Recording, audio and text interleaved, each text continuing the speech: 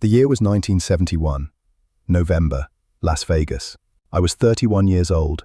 I weighed 138 pounds. My back had been broken for 7 months, and the doctors in Los Angeles had told me I would never throw a kick again. I was in suite 814 of the Desert Inn Hotel, alone, when the knock came at 11:47 in the evening.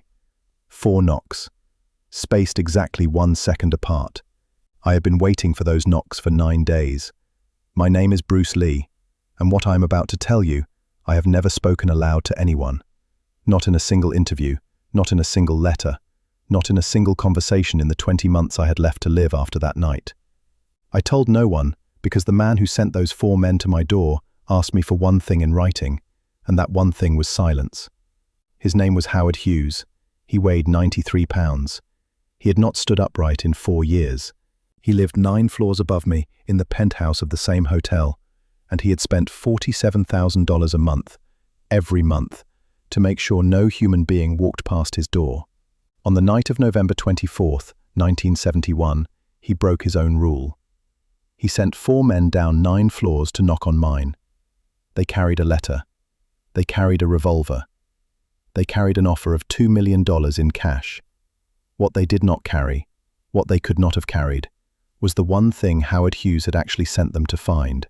This is the story of the 47 minutes that followed, and the note I wrote on hotel stationery that a billionaire kept folded in his bathrobe pocket until the day he died.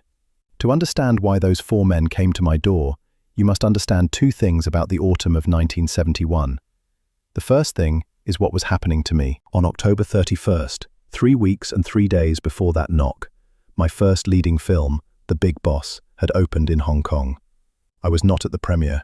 I was lying flat on my back in a small apartment in Kowloon Tong with a sandbag under my lumbar spine, because in March of that year, I had lifted a 125-pound barbell incorrectly and torn the 4th nerve in my lower back. The American doctor had said, "No more martial arts." The Hong Kong doctor had said, "Walk slowly." I had said nothing because I had bills to pay and $472 in my bank account. Then the film opened, and in 4 days it broke every box office record Hong Kong had ever recorded. By November 15th, I was the most famous Chinese man alive under the age of 40. I flew to Los Angeles on November 20th. I had 3 meetings scheduled with American studios, Warner Brothers, MGM, and a smaller company called Sequoia Pictures. All 3 meetings ended the same way. They wanted me to play the chauffeur again, the houseboy, the silent friend of the white hero. They offered me $400 a week. I had just earned, in Hong Kong, $47,000 in 4 months. I drove to Las Vegas on November 23rd because a man I trusted had told me there was someone in that city who financed films outside the studio system. He did not tell me the name. He told me only this: if he sends for you, do not say no before you have heard the offer, and do not say yes before you have heard the price. That was the first thing. The second thing is what was happening to Howard Hughes. I knew very little about him in 1971. Most Americans knew very little. He had not been photographed in 11 years. He had not stood upright, I would later learn, in 4. He weighed 93 pounds.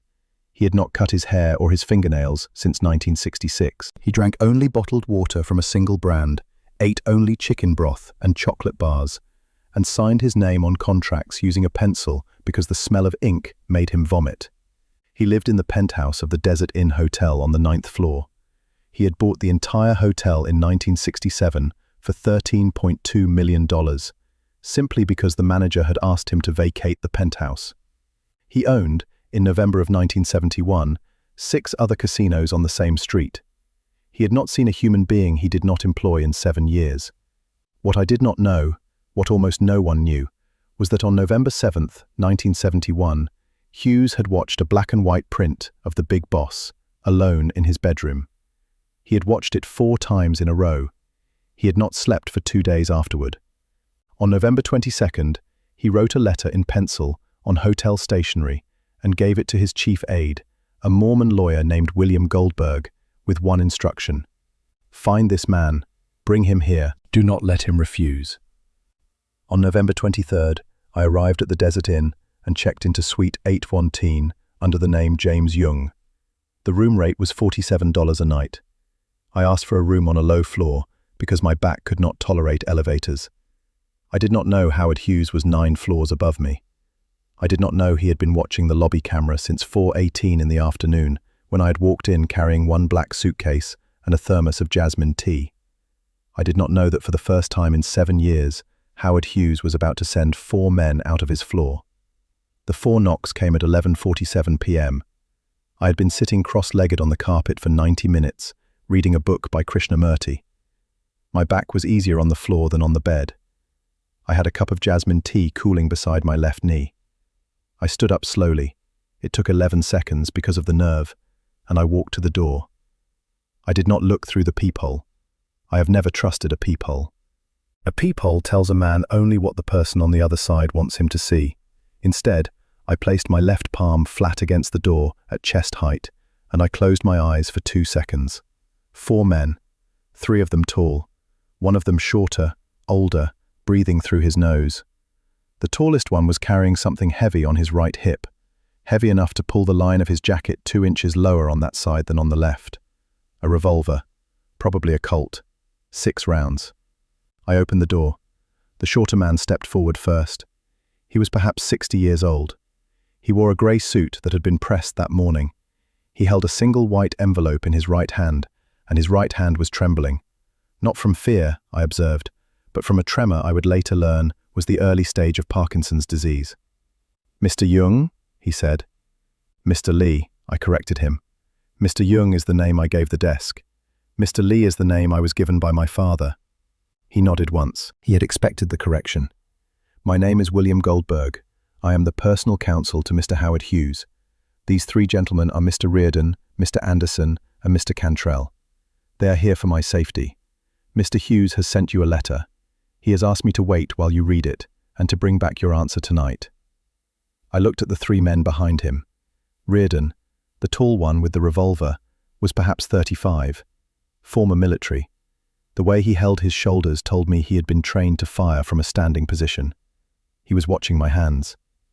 Anderson was the largest, 6'4", 240 pounds, Scandinavian face. He was watching my feet. Cantrell was watching my eyes. This is what professionals do. They divide the targets of attention so that no one part of you is unobserved.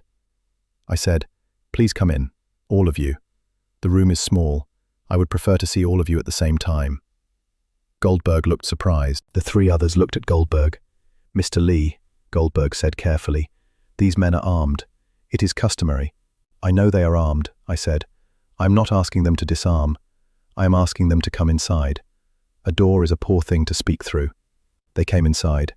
I closed the door. I gestured to the small round table near the window. I had 4 chairs. I had asked the front desk for 4 chairs that afternoon, because at 4 o'clock that afternoon, a maid had told me, without knowing she was telling me, that the floor above had been quiet for 3 days, and quiet floors meant visitors were coming. I sat down last. I opened the envelope. The letter inside was 1 paragraph long, written in pencil, in a hand that shook. It contained an offer of $2 million. It did not contain the word please. I read the letter twice.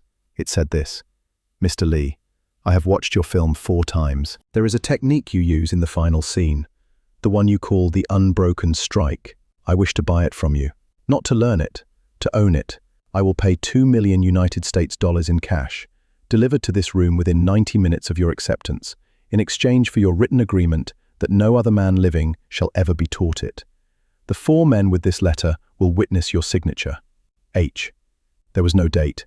There was no second page. I folded the letter in half. I placed it on the table between Goldberg and myself. I poured 4 cups of jasmine tea from the thermos. I gave one to each man, including Reardon, whose right hand was still resting 6 inches from the holster under his jacket. Reardon did not drink. Anderson did not drink. Cantrell drank. I waited until Goldberg had taken his first sip. Then I spoke. "Mr. Goldberg, I have 4 questions before I give an answer. Will you permit me to ask them?" "Yes." First question. The technique Mr. Hughes refers to, the unbroken strike, does not exist. It is a piece of film. It is 1 camera angle, 1 stuntman falling early, and 1 cut made by an editor in a room in Kowloon. It is not a thing that can be sold, because it is not a thing that can be owned. Does Mr. Hughes know this? Goldberg's face did not change, but his right hand, the trembling one, stopped trembling for a full second. Then it began again. He does not know this, Mr. Lee. Second question, Mr. Reardon's revolver. Why is it here? Goldberg looked at Reardon. Reardon looked at me. Mr. Hughes, Goldberg said slowly, did not specify whether you would say yes or no. He instructed us only to bring back an answer. Third question, the $2 million, is it in this hotel tonight? It is on the 9th floor, Mr. Lee, in a locked case. I have the key in my left breast pocket. Fourth question. I leaned forward slightly. The nerve in my back protested. I ignored it. Mr. Hughes has not seen another human being in 7 years. He has not stood upright in 4. He weighs less than a child of 12. He sends 4 men with a revolver and $2 million to buy a thing that does not exist from a man he has never met, at midnight, in the room beneath his own. Mr. Goldberg, what does Mr. Hughes actually want? Goldberg did not answer. For 17 seconds, no one in the room spoke. I counted the seconds, because counting seconds is something I have done all my life when a situation requires me to remain still. Then Goldberg said, very quietly, I do not know, Mr. Lee. I have worked for him for 19 years. I have never known. Reardon shifted his weight. Cantrell put his teacup down. Anderson did not move. I sat back in my chair. Then, I said, let us find out together.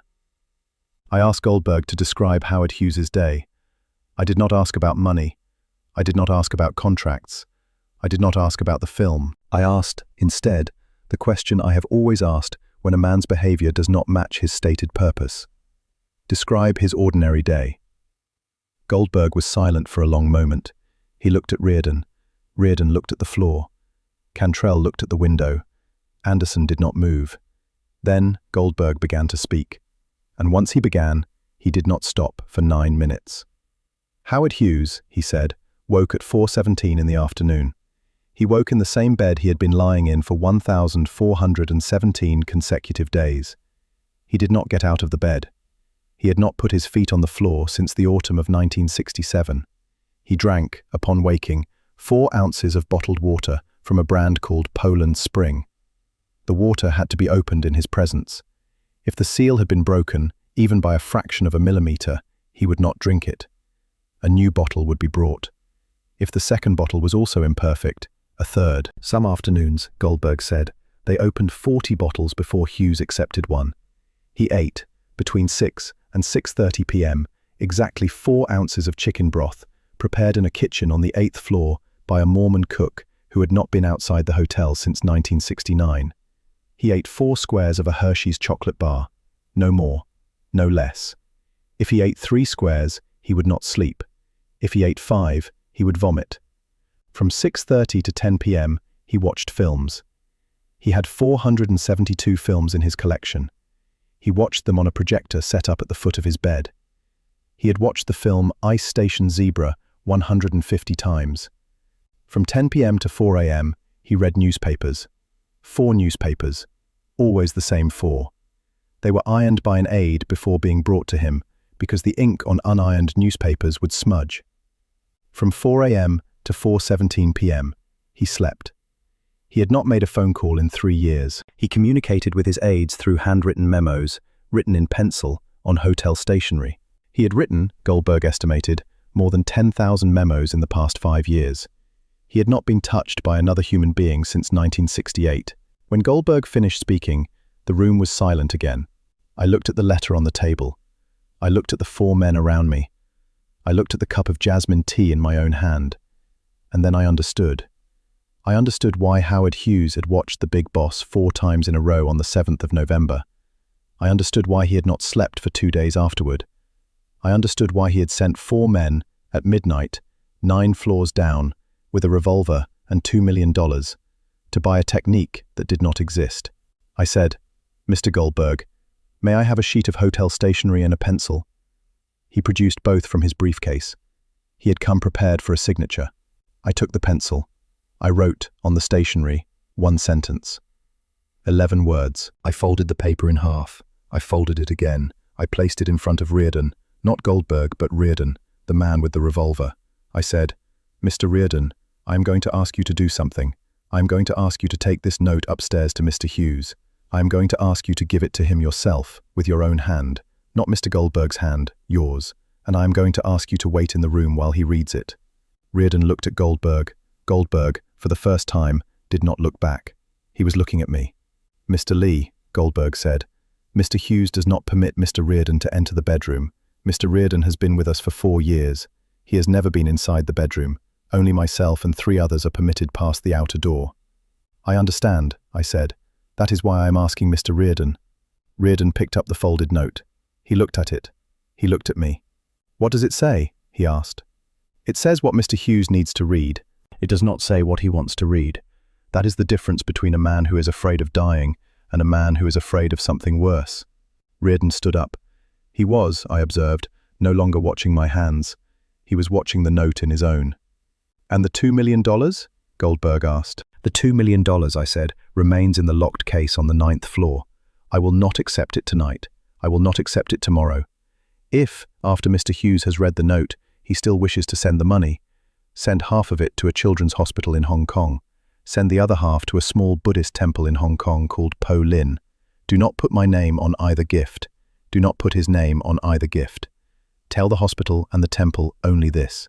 The money was sent by a man who was once carried, and has now remembered." Goldberg wrote this down on a second piece of stationery. His trembling hand made the letters uneven.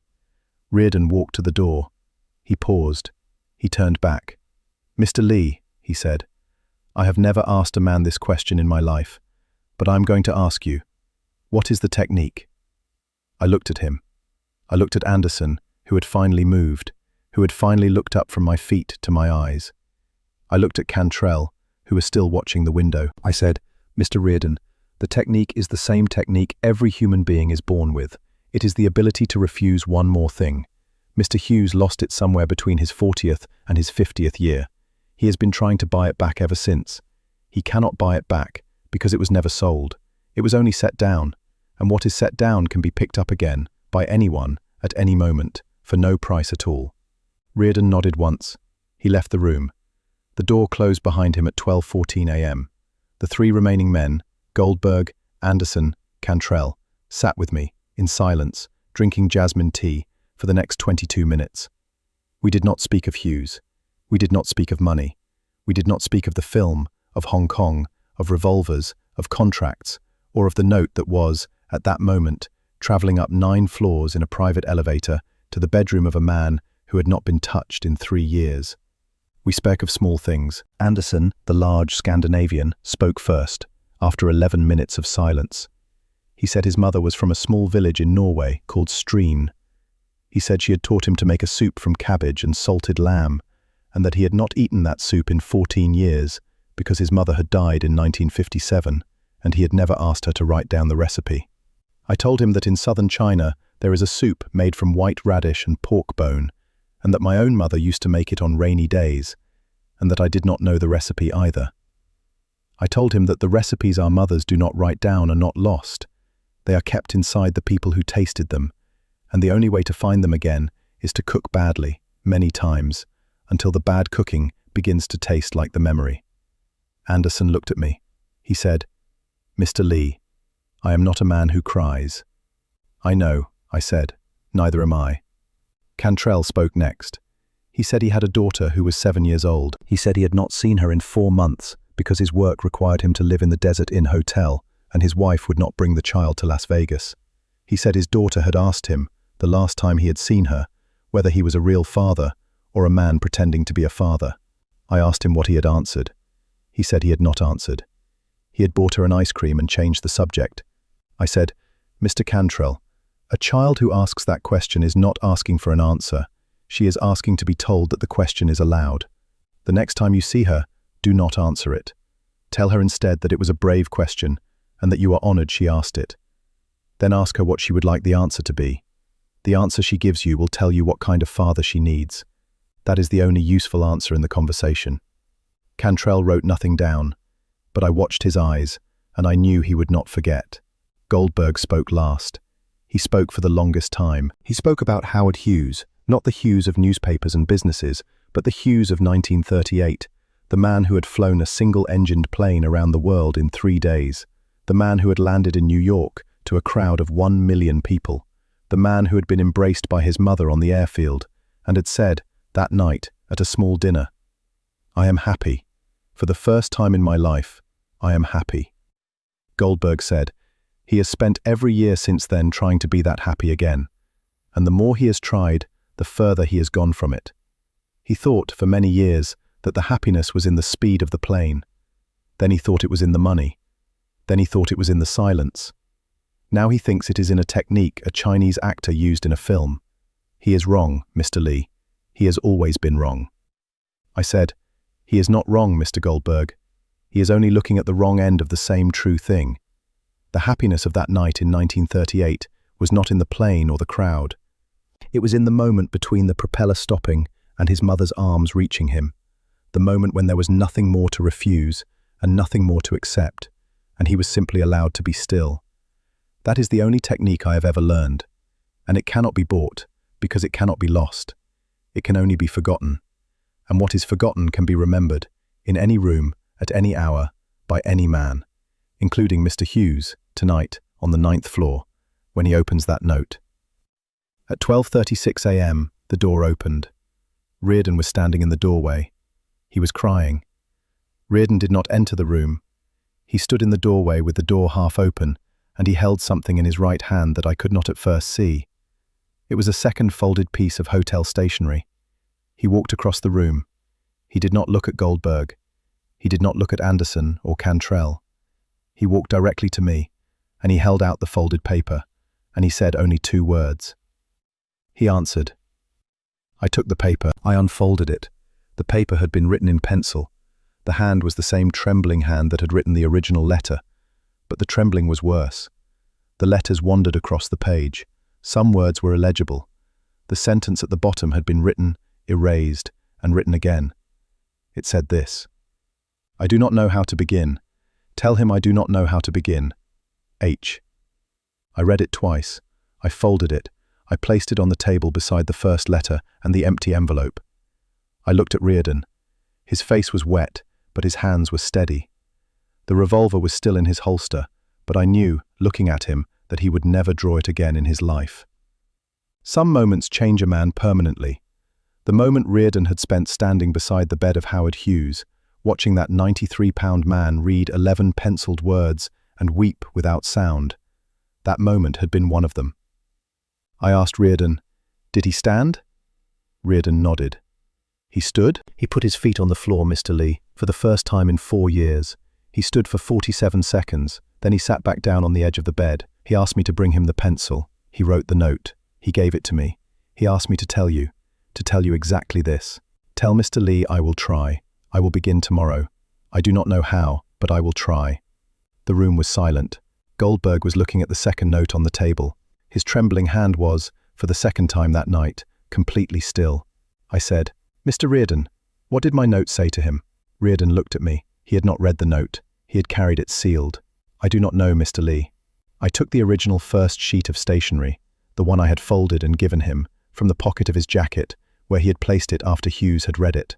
I unfolded it. I read it aloud, so that the 4 men in the room would know what 11 words had moved a billionaire to put his feet on the floor for the first time in 4 years. I read, You are not afraid of dying. You are afraid of being refused. I placed the note back on the table. I said, He has spent his life refusing food, refusing light, refusing touch, refusing every voice that was not his own. He believed that if he refused enough things, the world would not be able to refuse him. But the world has refused him anyway, not by speaking, but by leaving him alone in a room. The only person who can stop refusing him now is himself. That is what the note says. He understood it. That is why he stood. Goldberg picked up Hughes's reply. He held it carefully, as if it might dissolve. He said, Mr. Lee, he has not written the word try in 17 years. I have read every memo he has produced.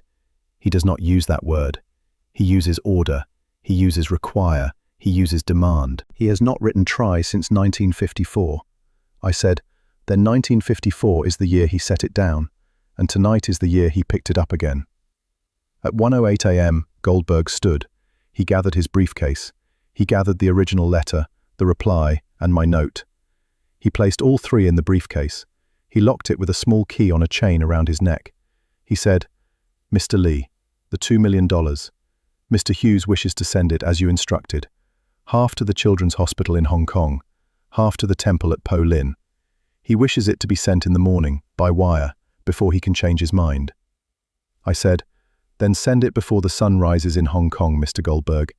It is already noon there. You have 4 hours." Goldberg nodded. He walked to the door. Reardon, Anderson, and Cantrell followed him. At the door, Anderson turned. He was the largest man in the room. He had spoken only once that night. He said now, in a voice that surprised me with its softness, "Mr. Lee, the cabbage soup from Strin. If I cook it badly, many times, will I find it?" I said, "Yes, Mr. Anderson, you will find it. And the day you find it, your mother will be in the room with you." He nodded. He left. The door closed at 1:11 a.m. I had been awake for 19 hours. My back was screaming. The cup of jasmine tea in my hand was cold. I sat down on the carpet. I closed my eyes. I did not sleep for a long time. In the morning, at 6:14 a.m. Las Vegas time, which was 10:14 p.m. in Hong Kong, 2 wire transfers were sent from a bank account belonging to a holding company owned by Howard Hughes. $1 million was received by the Hong Kong Children's Hospital. The hospital used the funds to build a new wing for orthopedic surgery. The wing opened in March of 1973. It treated, in its first year of operation, 472 children, mostly with spinal injuries. $1 million was received by the Po Lin Monastery on Lantau Island. The monks used the funds to begin construction of a bronze statue of the Buddha, which would later become known to the world as the Tian Tan Buddha. The statue was completed in 1993. It is 112 feet tall. It faces north, toward the people it was built for. Neither gift was ever credited to Howard Hughes. Neither gift was ever credited to me. In the days after November 24, 1971, Howard Hughes stood again. He stood at first for 90 seconds, then for 4 minutes, then for 11. By the spring of 1972, he was able to walk the length of his bedroom unassisted. He began to eat solid food. He began to read books he had not read since his 20s. In April of 1972, he spoke, on a telephone, to a reporter, the first telephone interview he had given in 14 years. He spoke for 2 hours and 21 minutes. He did not mention me. He did not mention the night of November 24th. He spoke instead of his mother, of aviation, and of a soup he had eaten as a child in Houston that he had not been able to find again in 50 years. He lived 4 more years. He died on April 5, 1976, on an airplane between Acapulco and Houston. The men around him said that in his last hour, he sat upright in the chair and that he asked for the window to be opened, even though the airplane was at 31,000 feet. When his body was examined, a folded piece of hotel stationery was found in the pocket of his bathrobe. The stationery was from the Desert Inn. The paper had been folded and unfolded so many times that the creases had worn through. The penciled words on the inside were nearly illegible, but they were still there, 11 of them. The note was placed, by his executors, into a sealed box of personal effects. The box was deposited in a vault in Houston.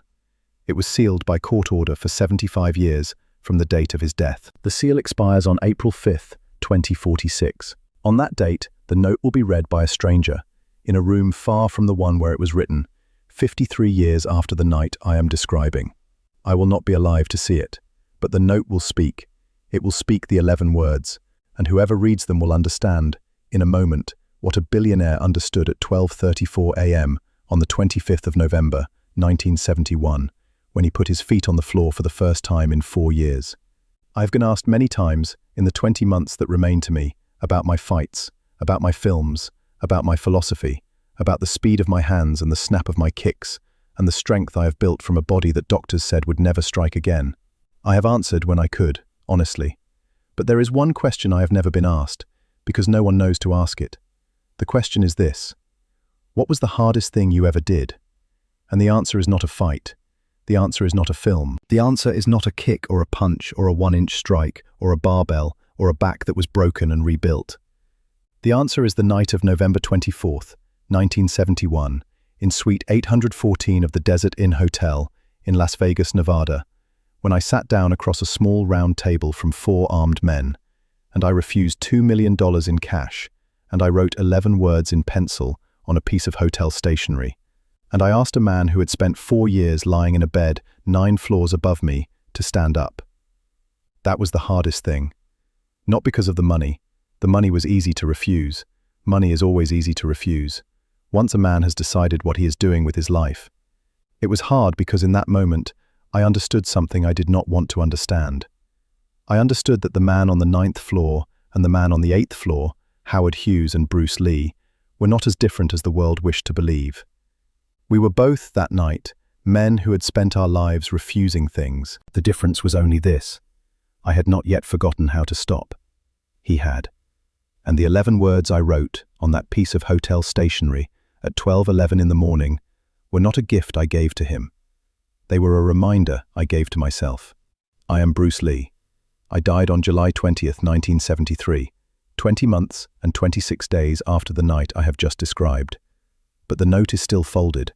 The note is still sealed. The note is still waiting. April 5th, 2046. 11 words. Read them slowly.